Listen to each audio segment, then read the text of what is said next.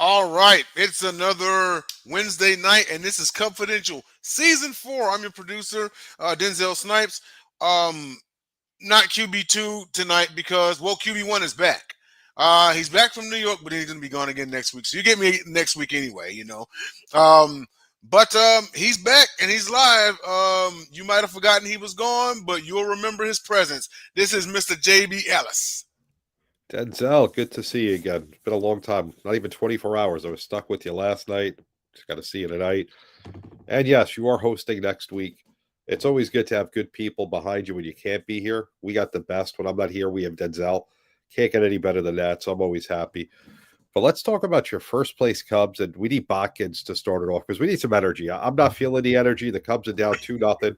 They just got a 2-1, bad 2-1 now, goal 2-1, overturned. right? It's Okay, 2 they scored a run by the time I got upstairs, which is good. But that I didn't like that replay change of call. I thought he was out, and I didn't think there was enough to overturn it. But what do I know? Yeah. I mean, what do we know? We know that the Cubs are arguably the best team in all of baseball. That's what we do know, JP. That's what we do. We know if we can get this pitching correct, we know we can contend, baby. In fact, the first series we're going to talk about, JB, as you know, is the team that we beat, the reigning defending champions, the Dodgers, and we win the series, season series. In fact, if you take away those crap games, Japan, that you were at, I don't like to count those games.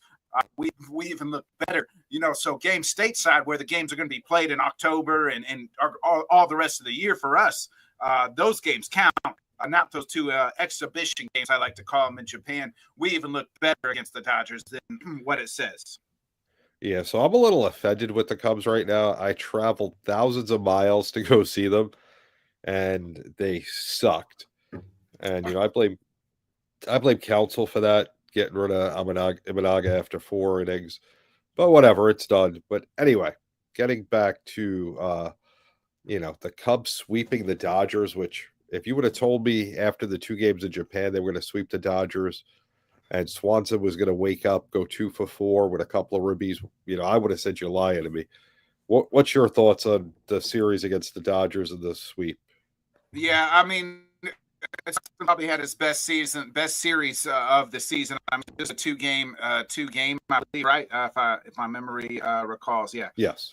2 games this past that last week, and we won both. Both high-scoring affairs. Game 1, 11-10. Like this, that's what I mean. This offense can score in final 10 innings in the extras. The next game, 6-7. Like this offense can slug and score with any lineup there in all of baseball. And we continue to do. But we know when games matter the most, it's going to come down to pitching, and that's going to be our question mark. But to beat 2 games to runs in 2 games against the reigning defending World Series champions, like that's a lot of runs, and that shows you how potent this offense is. Like pay Kyle Tucker all the money he wants, and I'll say that every week, from now to the end of the season. So my question is, can John Travolta look like a 20, 30-something-year-old man that could play Kyle Tucker in his biography? Because did you know Kyle Tucker is a huge dancer, and he's actually pretty good at it. No. Yeah. I know PCA's mom was the mom in Little Big League. Yes, correct. So there's But that. yeah, Kyle Tucker likes to dance. At the beginning of the year when he wasn't hitting, I didn't understand why we were so worried about dancing. But now he's producing. Dance away. Hey, Have fun. Hopefully he'll dance all the way to October, JB. Right now, it looks like it's going to be pretty good. I mean, so what do you take? Well, let's go back a little bit because I've been gone a couple of weeks. Of course, I went to another game on a Wednesday afternoon, and the Cubs lost yet again. Stop going to the games. Stop, JB. Don't go to any games the rest of the year. No Cubs games for you the rest of the season. I'm telling you, I have to self-impose a ban. Clearly, I am imposing a ban on you. No longer any Cub games for you. Telling you. So, but going back, I mean, they've been taking series from good team after good team. They did it to San Diego, did it to the Dodgers. They won the season series against the Dodgers. So it seems like they've been pretty consistent in winning series, which is what we always talked about. We talked about this the last few years. If you could take 2 out of 3, from the bad teams, and you do it every once in a while to the good teams, and they're doing it consistently, you have a really good shot of playing in October. So what do you see so far from this team that's different from last year? Yeah, the lineup really to me is it continues to produce top to bottom. And it's not home run or bust. That's what I love about this team. I think in the years past it was two things were going to happen. We were either going to home run or we were going to strike out. And none of those things are happening right now. Right, like we're not just hitting home runs. We are moving the line, and it's different guys every night. One night it is Kyle Tucker. One night it's PCA. I mean, one night it's Kelly. You know what I mean? Sometimes it's all three of them. So it's in. We've seen Ian Happ have big hits in this season so far. We've seen other guys step up and have big hits. So Sia Suzuki has had nice games at times. So it's just it's a little bit of everybody, and then it seems like everybody just keeps moving the line moving. So right now it looks like we might have the two best hitting catchers in all of baseball. Yeah, so let's move on to some not so good news. Let's talk about the Philly series. So that dude Schwarber, who for whatever reason Cub fans were enamored with, I still don't think the guy's that good. He can play, but I don't think he's anything more than a slugger. I don't think he's a great hitter. I don't think he's a Bryce Harper or anything like that. But he came in with the Phillies and they took 2 out of 3. The Cubs won 4-0 on a shutout on the 25th. Ray gets his first win, going 5 innings with 7 strikeouts. What were your thoughts on the Philly series? Why did the Phillies get the best of the Cubs? Yeah, I mean, Colin Ray's pitched really well so far. He's 1-0 with a 0.96 ERA. So, he might be. We're going to need that continuing going forward for the rest of the season. And then again, you look at that was Friday's game, the game we won. Again, we scored 4 runs. The next day, you score 4 runs, but you give up 10. Like those things can't happen. You know what I mean? We can't. We're a good lineup, but pitching again is going to cost us. And then the Sunday night game was just two pitchers, just a pitcher's duel. Jameson Taillon pitched great. They had one, Nolo pitched great for them. And that was his best outing for the Phillies. And we just lost in extras and to a really good team, a team that's, going to be right there in October and could contend for the World Series. So this is a team that's, been to the NLCS a couple years ago. And it's been right there. I think they even went to the World Series, in this Bryce Harper era, I feel like. But just a, really good team. And, I disagree with I think Kyle Schwarber, he has improved since he's left the Cubs. And, I think Cubs fans, we will always have respect for anybody that's played on that 2016 team. I think we're enamored by him because he came back and played good and hit after having the ACL surgery. So I think that's kind of where where you're talking about, we're just enamored by Kyle Schwarber. And I think he was a guy that we just all enjoyed the way he carried himself and played the game of baseball. But I just felt like pitching in game 2 is what killed us. And I thought game 1 was just a really good, 2 good pitchers. And then it's always going to be questionable when we go to our bullpen. Our bullpen's just not good enough if we don't score more than 1 run. We're not that good of a team where we don't have a good enough pitching, especially in the bullpen, to where we can only score 1 run. So real quick before I let you go, as usual, great insights. All right, we get to July. The team has a 3-game lead over the Brewers. You're the number 2 seed right now, say, because there'll be one team that's better, maybe one that's worse. The Cubs could be a 2 seed. Do you go out and do you buy at the trade deadline? Do you go after relievers Have to? Yeah, we got to figure out who that would be. These windows are short, and I know Jacob's going to get ready to come on. He wants to win multiple. Right now, I just want to smell the playoffs and taste the playoffs and have meaningful games in October. And you got to go buy. we need, especially with Steele out, we need another frontline starter, and we need give us every bullpen piece that's available right now. And they are calling up a 30-year-old pitcher. I can't remember his name off the top of my head.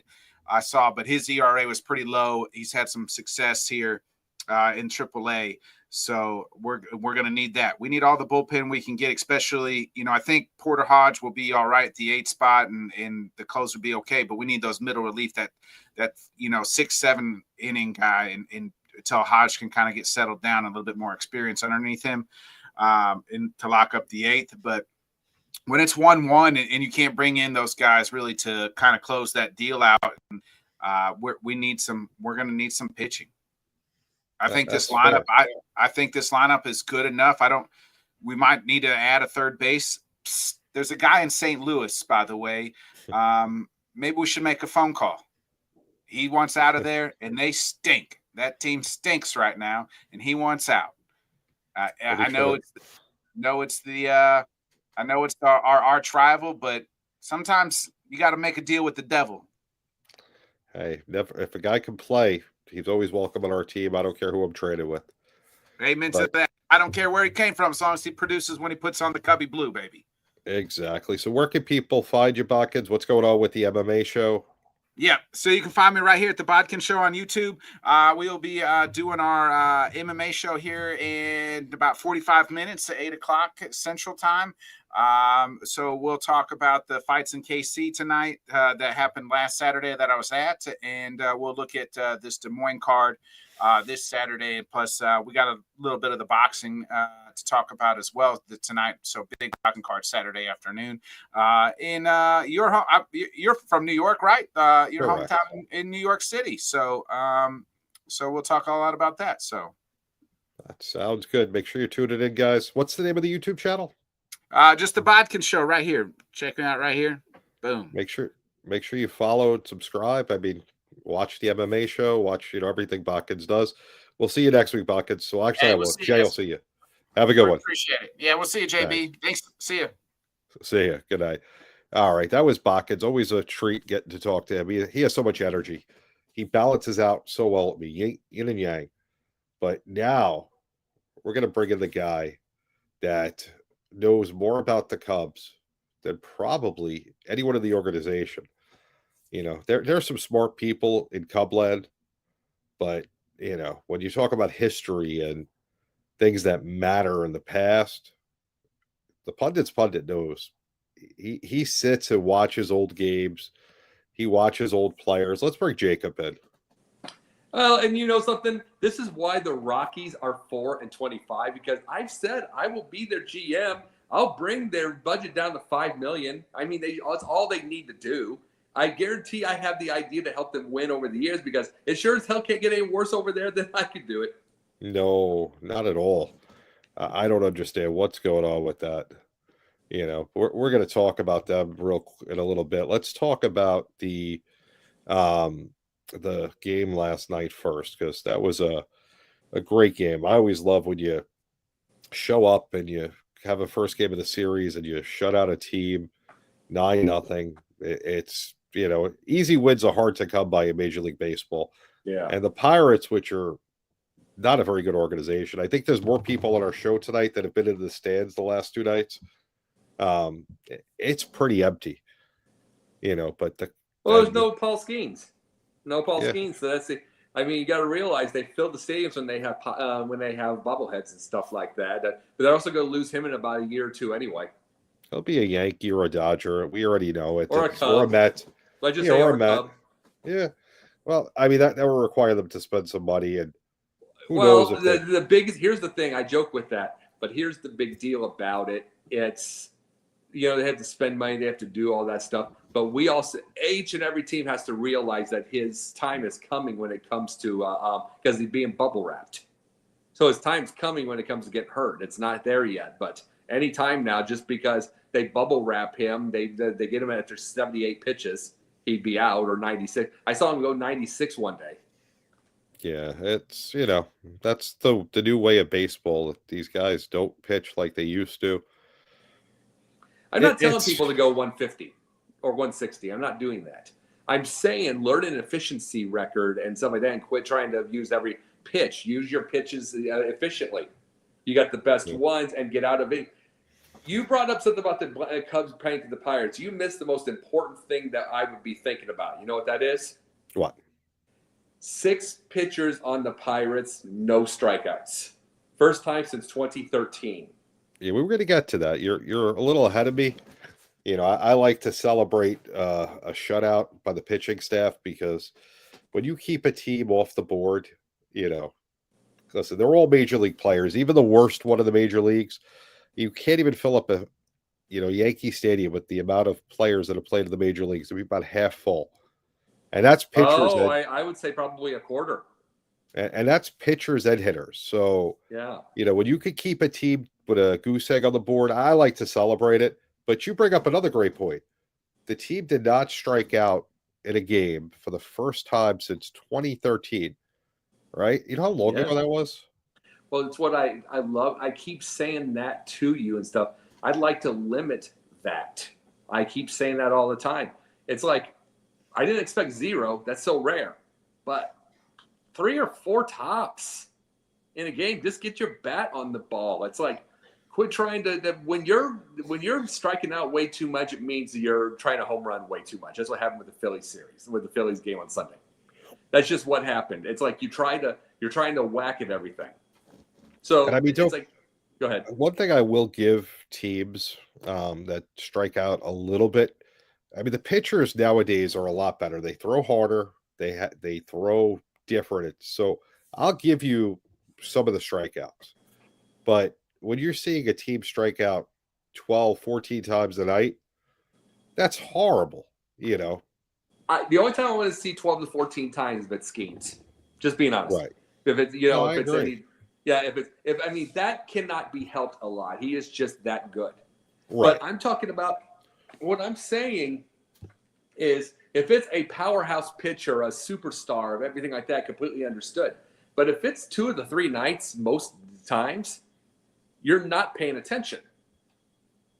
And that's all I wanted to see. Is like, most of the time I like to see 3 or 4, 3 or 4 strikeouts. Get the bat on the ball. Even if it's a 2-1 game and stuff, you're the one getting that. It's like, you're gonna find out if you have least amount of strikeouts, and you cut those completely in half, or you cut them 3/4.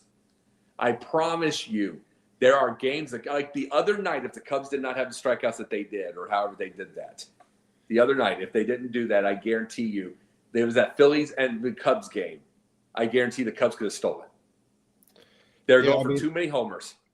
I agree with you completely. I mean, I was having a conversation last night with my father-in-law, who's a huge Cubs fan.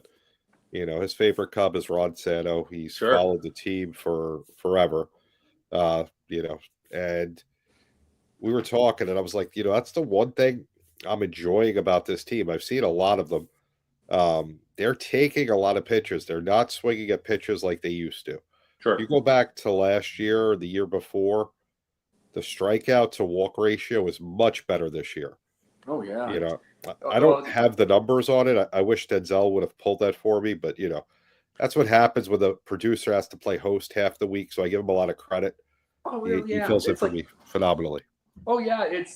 They are watching a lot more pitches. They're taking a lot more. You're seeing, considering what they're doing with pitchers, there's a lot of starting pitchers that are going out early against the Cubs, not for it.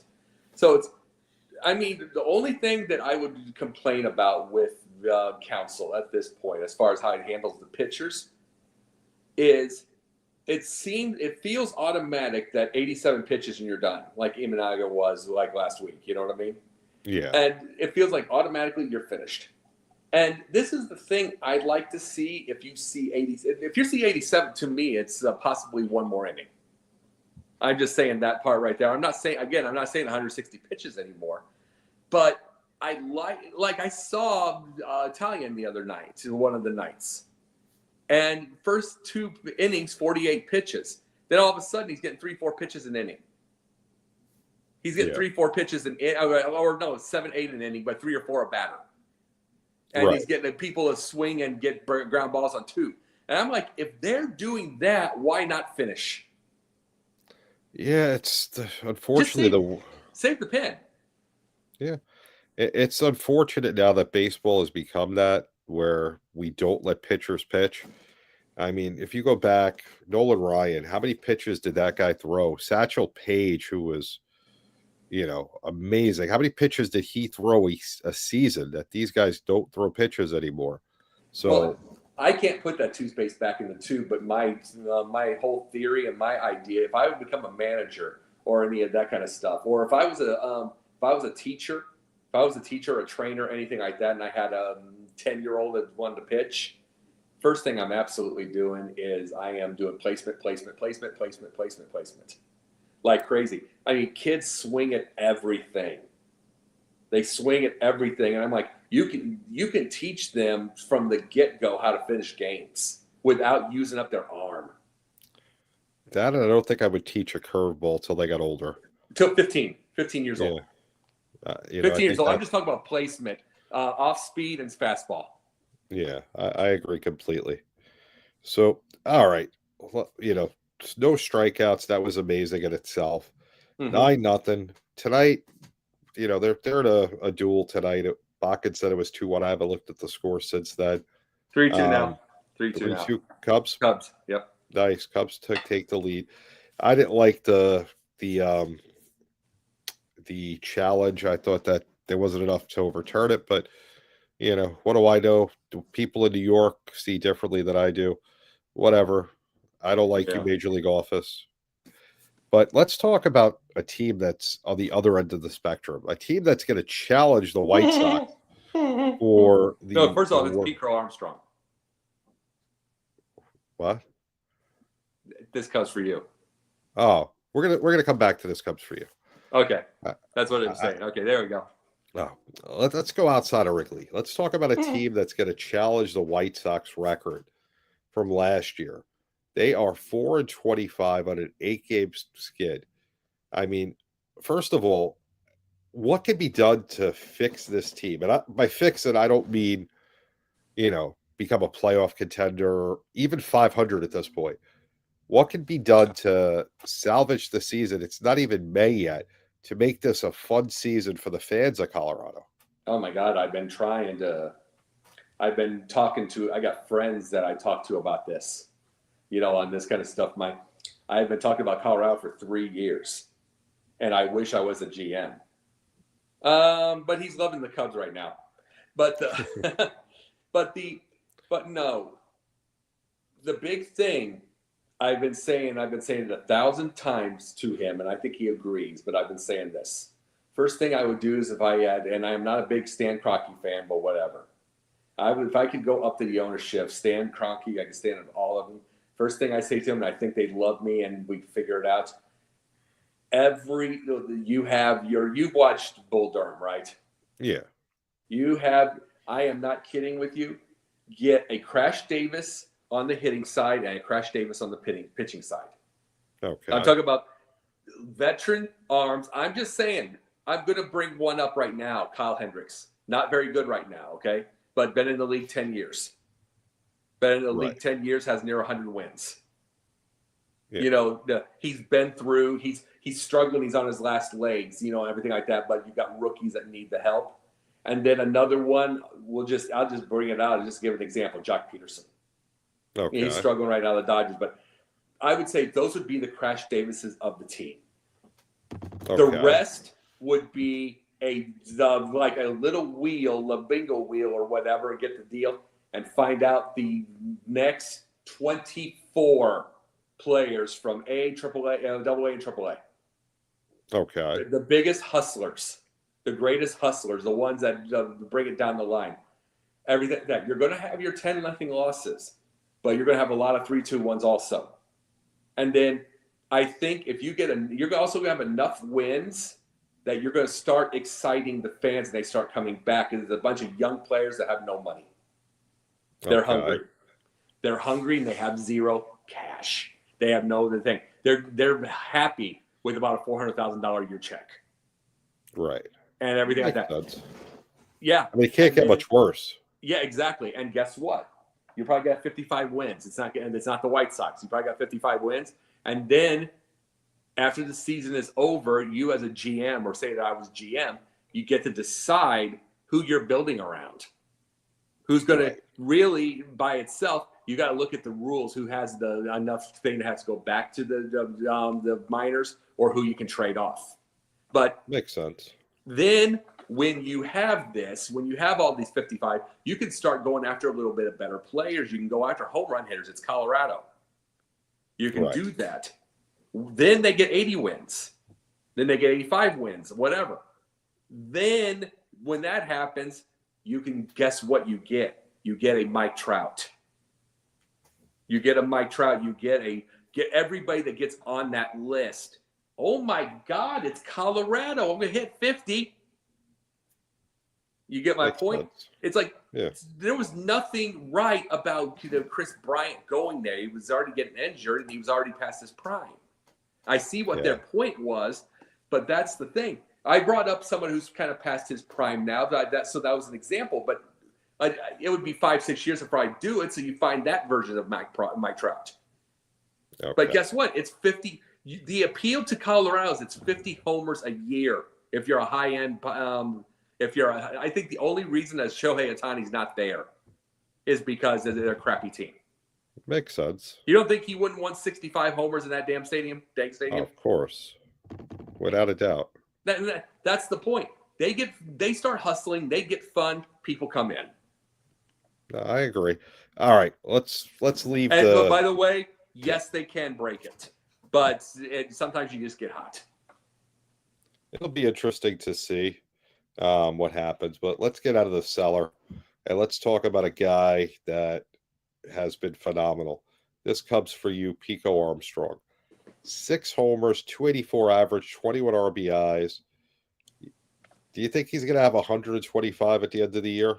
Got to really depend. You got to realize he's never played any more than about 87 games or 100 games or something. He's still early in his career. So it just depends. Does he stay healthy? Does he play all the time? If he does play all the time, there's a heck of a chance. But like I said by itself, I really, really, really hope the Cubs do not get him or get him extended until the end of the year. Take your risk. If he go, then that's our fault for not spending money. But right now, at this point in time, he's about a 214 career average. You know what I mean? You think maybe he just figured it out? Yeah, quite possibly. He's just been playing longer and playing every day. But don't do that, because then that's the Mel Tucker $90 million extension that he was gone in 3 years. You have to pay the rest. Fair. So I'd rather him have that year. A year. I'm not saying 2 or 3. That's too long. But I'd rather him have a year where let's hope he hits 289, 290, get 17, 18 homers and 100 RBIs, 100 whatever you're saying. Then extending. But let's just make sure let's make sure he doesn't get hurt. That makes sense. All right, Cub or dud? The Reds are a real threat to the Cubs at 16 and 13 in second place. What's your thoughts? It's Francona, so he's been there.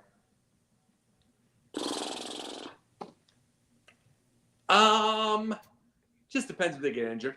I mean, I know. See, I've been saying for years about the Cardinals, and I said my instincts still want to say that, oh my God, they could get 7-8 game hitting streak or winning streaks, but not with this manager. I don't know what it is with Marmol, but no. So I don't think it's them. Pirates are terrible.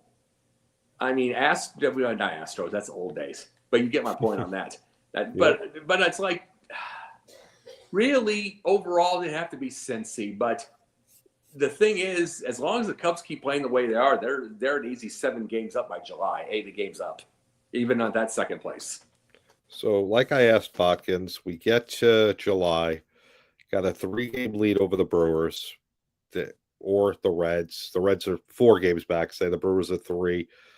The Cardinals are done. They're already vacationing in the Bahamas or Bermuda. Who cares about the Cardinals, because they're not a very good team. And the Pirates, we all know the Pirates. We're not even going to put them on the list. Do you go out there or do you make a trade for a reliever, or do you? 2 of them, 2 or 3. I'm not kidding. It's like the eighth, other than a couple of times, the eighth and the ninth innings are pretty solid. Other than a couple of times, like one was that Arizona game with Hodge. Other than that, it's been pretty stacked. Everybody else is so. It's like you get everybody. It's like, I am not kidding with you. They had the first game against Philly where it's just dead perfect. Second game gave up 4 runs. The third one gave up 3. The bullpens. And that's my thing with this, is this bullpen is not consistent. And it's not like, okay, they give up a run on this. It's like they give up 9 on it. They'll go shutout on. They had the 2 straight in Los Angeles, and then absolutely barfed in San Diego completely. Then they had the one. Then they barfed up 2 of them. Lucky to win 2 against Arizona.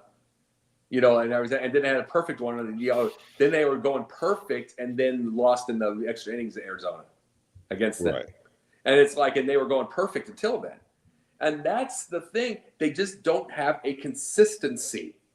They don't have that, where it's like you have a couple that are there, but it's like it's like Council's trying to figure out a nice order. He's trying to figure out a nice order, and he's trying to figure. Sometimes, to me, I think he's always, at least he's keeping it. Unlike Ross, he keeps a perfect lineup every time, a solid lineup. Okay. Personally, I just wish it was PCA at the top. But I don't like Hap as a leadoff hitter. I don't like power hitters as leadoff hitters. I never did. It's like that's a Joe Madden flub to me, even though it won and everything. But even Joe Madden had Dexter Fowler. I just Hap to me. Listen, I know the guy plays hard. He just doesn't seem to get big hits at big times. Hap's a number 5. He's a really big dude. Get him in that 4 spot. Yep. It's like putting Andre. To me, it's like putting Andre Dawson in the Leo spot. Yeah, I'm not a fan. I'm never going to be a fan of a big. It's like putting Luzinski. You remember Greg Luzinski the other day? Yep. It's like putting him in the leadoff spot. It's like, why? It's like, why are you? What, you have 2 to 3 guys on. Why would you want the Dansby Swanson there? Yep, it's just odd. So where can people find you? Well, in a few minutes, I'm going to be on Sports Exchange. We'll be talking hockey and talking all the different types of things right there. He'll do a pundits memory, whatever, get the idea. And then I was on the Red Face. I was on a background for Will Ferrell and Zac Efron movie this week. Nice. So I was on that, and I've had about a couple of bookings, all that kind of stuff. So it's working out. And we're seeing from there, and I'm continuing to build up, and I'm getting more bookings as I go. Awesome. Well, always a pleasure having you on, Jacob. I'll see you in 2 weeks, or in a few minutes, but in 2 weeks here. Till then, guys, another great episode of Cubfidential. How many games will the Cubs be in the lead when I come back in 2 weeks? Where are you going? I got to go to New York again next week. Yeah, let's see. Well, I hope she's going with you. Of course. Of course. Good for you. But we'll be back next week, guys. Denzel will take us through it next week. Until then, see you next week. We're out. You bet.